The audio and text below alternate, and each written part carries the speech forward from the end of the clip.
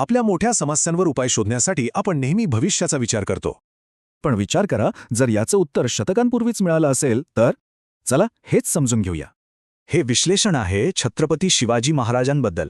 ते फक्त एक महान योद्धे नव्हते, तर एक दूरदृष्टी असलेले प्रशासकी होते. त्यांच्या धोरणांनी समानता आणि शाश्वततेची एक अशी प्रणाली तयार केली जी आजही तितकीच महत्त्वाची आहे. सुरुवातीला आपण तो काळ आणि परिस्थिती समजून घेऊया जिथे महाराजांनी राज्य केलं. त्यांच्या सुधारणांआधी सदोष सरंजामशाहीमुळे शेतकरी गरीब आणि हताश झाले होते. ही अन्यायकारक पद्धत बदलून त्यांनी शेतकऱ्याला प्राधान्य देणारी व्यवस्था आणली. त्यांच्या रयतवारी पद्धतीमुळे शेतकरी थेट सक्षम झाले, मधले दलालच काढून टाकले.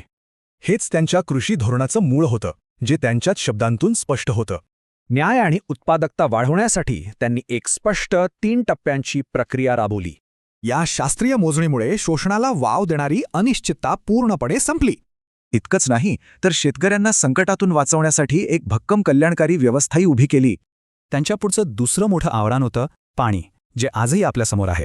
यासाठी त्यांनी आपल्या किल्ल्यांना जलसंधारण आणि अभियांत्रिकीचा एक उत्तम नमुना बनवलं. या टाक्यांमुळे पिण्यासाठी आणि शेतीसाठी अगदी कडक उन्हाळ्यातही पाणी उपलब्ध व्हायचं. उदाहरणार्थ, एकट्या सिंहगडावरच अशा तब्बल 48 पाण्याच्या टाक्या आहेत. एवढंच नाही, तर त्यांनी मोठी तळी आणि जलाशय बांधले, जे स्वयंपूर्ण जलस्रोत बनले. आणि सर्वात विशेष म्हणजे प्रत्येक थेंब वाचवण्यावर त्यांचा भर होता. मग 17व्या शतकातल्या या धोरणांमधून आज काय शिकता येईल? त्यांच्या प्रशासनाची मूळ तत्त्व तीच आहेत, ज्यासाठी आज आपणही प्रयत्न करतोय. खरं तर त्यांचा दृष्टिकोन आजच्या जागतिक शाश्वत विकासाच्या ध्येयांशी थेट जुळतो.